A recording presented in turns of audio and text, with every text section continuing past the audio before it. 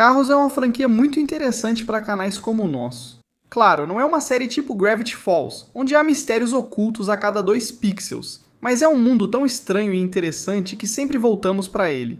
Por algum motivo, sempre aparece material que não encontramos para vídeos anteriores.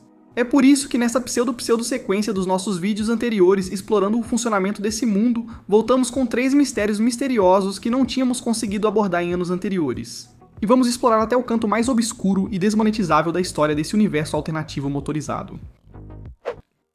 Mistério 1.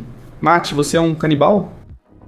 Não sei se você percebeu pelos nossos vídeos anteriores, ou se você deduziu por certas indicações nos filmes, mas viver no universo de carros é um verdadeiro pesadelo. Bom, pelo menos é isso que eu acho. Não está clara a divisão entre animais e animais. A infraestrutura da sociedade não faz sentido, e até a religião parece ter sido feita de qualquer jeito. E você vai dizer que é estranho sim, mas isso não faz disso um pesadelo, né?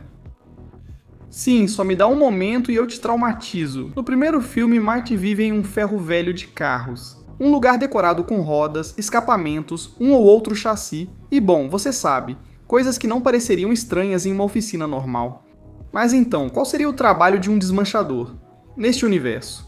A primeira coisa que pensei seria o de um médico, consertando as unidades danificadas. Mas não existem apenas médicos em carros, já que Matt comentou ter sido um, e os mecânicos que vemos não parecem cuidar desse tipo de coisa.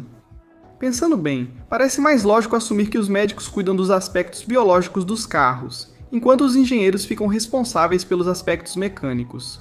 Mas isso ainda não explica por que alguém colocaria pedaços de cadáveres em sua casa. Digo, não conheço ninguém normal que tenha um rim pendurado na parede. Isso fica muito mais sombrio quando consideramos Matt. Trata-se de um guincho, um tipo de carro criado especialmente para ajudar a rebocar carros em perigo, que trabalha em um lugar tão árido, inóspito e pouco visitado como Rachel Springs tem sido nos últimos anos. Pensando assim, é particularmente perturbador. Na verdade, quando Matt conhece Relâmpago, ele se assusta muito com a presença dele, pedindo para não machucá-lo e que, por favor, o deixem ir. Agora, a ideia da cena é mostrar seus medos irracionais, e que ele está preso. Mas do ponto de vista de um carro cercado por pneus, canos e escapamentos, pedaços de cadáveres de outras pobres almas, cujos corpos terminaram no depósito daquele maníaco. Consigo entender o pânico do Relâmpago McQueen. Tudo fica muito mais complicado quando consideramos o fato de que eles usam essas peças dentro de si mesmos ou de outros carros. Então isso poderia ser uma forma de canibalismo, ou na verdade uma modificação corporal ultra perturbadora, pelo menos para nós. Podemos considerar assim porque todas as peças que são mantidas pertencem ao segmento mecânico do organismo, ignorando completamente o lado biológico. E sim, isso possivelmente é muito menos tabu do que é na nossa sociedade. Mas mesmo que você acredite nisso, não muda o fato de que a pessoa mais solitária, ignorada e marginalizada da cidade vive no meio de restos de carros, com os quais as pessoas normalmente não querem ser associadas. Não paro de pensar em um cara com um rim na parede. Mistério 2. Quem causou o 11 de setembro em carros? Aviso legal. Este segmento analisa como o universo fictício de carros reflete eventos históricos reais, com fins educativos e de entretenimento. Como você pode imaginar, a Pixar nunca citou diretamente o que ocorreu com as Torres Gêmeas em carros, ao contrário de James Gunn, que afirmou que o evento ainda não tinha acontecido. Mas a questão é que as consequências desse evento são extremamente palpáveis dentro do mundo, e bastante notórias. Voltando a Carros 2, já que todo esse vídeo é culpa dele, a cena do aeroporto mostra que aviões ainda têm portas de segurança e revistas, além de tudo aquilo que viajantes conhecem e temem. Esses sistemas de controle são realizados pela TSA, parte da Administração de Segurança nos Transportes.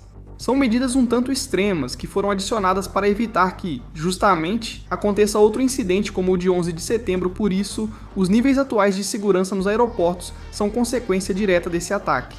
E não só isso, na história de Tchau América e aviões, podemos ver claramente o horizonte da cidade de Nova York, onde as Torres Gêmeas são completamente omitidas, então de forma sutil nos mostram que elas provavelmente caíram durante o ataque.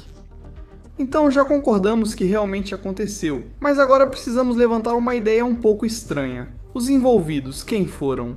Os aviões agiram de forma independente e decidiram atacar sozinhos?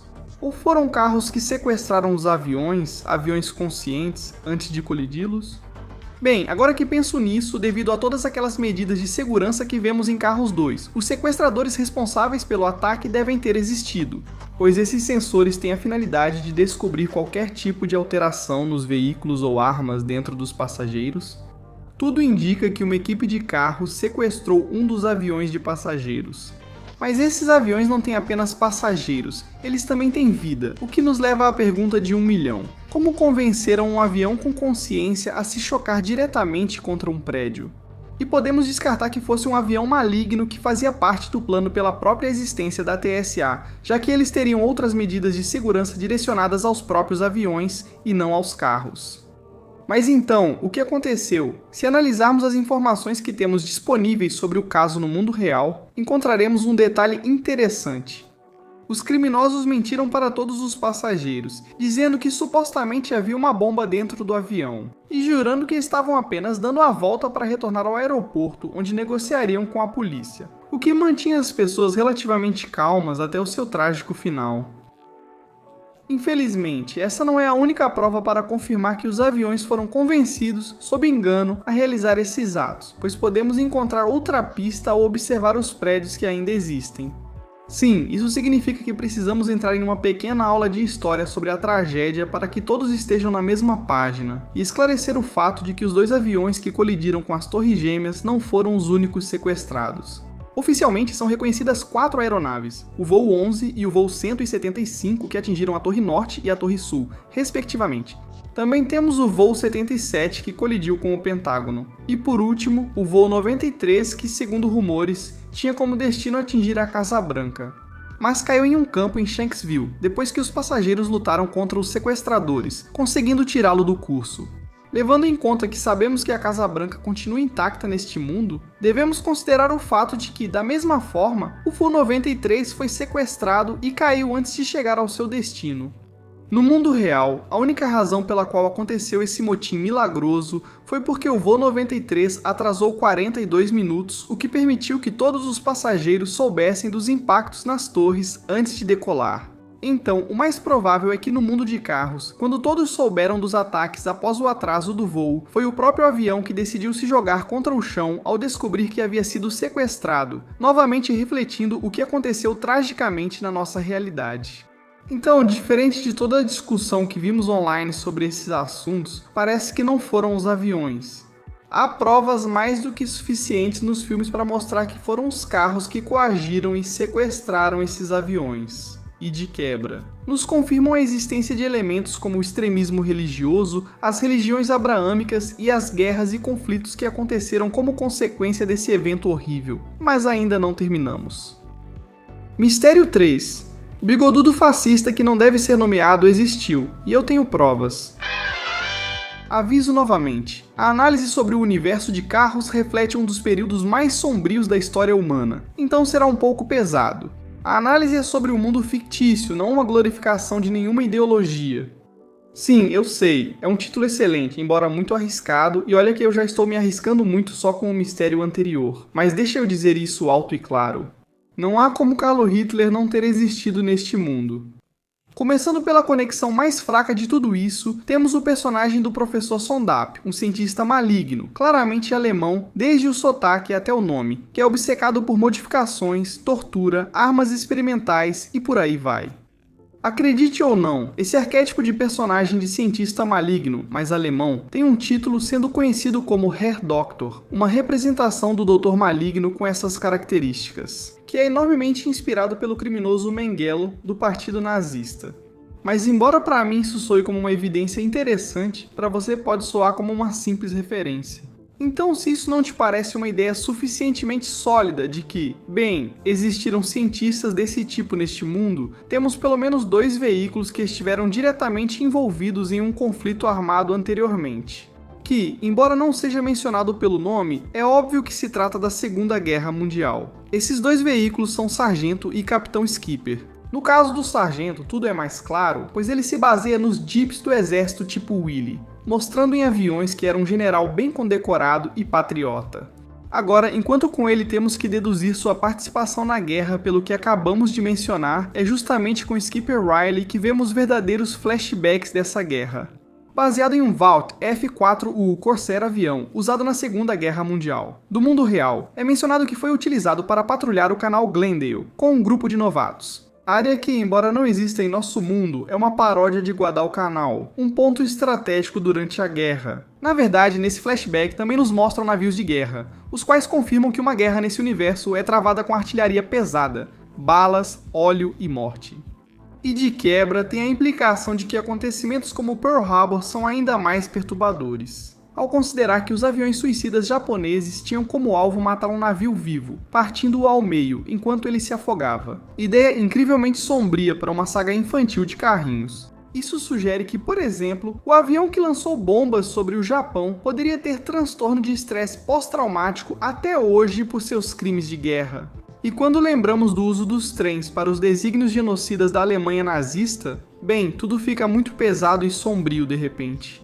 E percebemos que este é um mundo cheio de sangue, morte e destruição, com os alemães sendo liderados por um carro com um para-choque engraçado.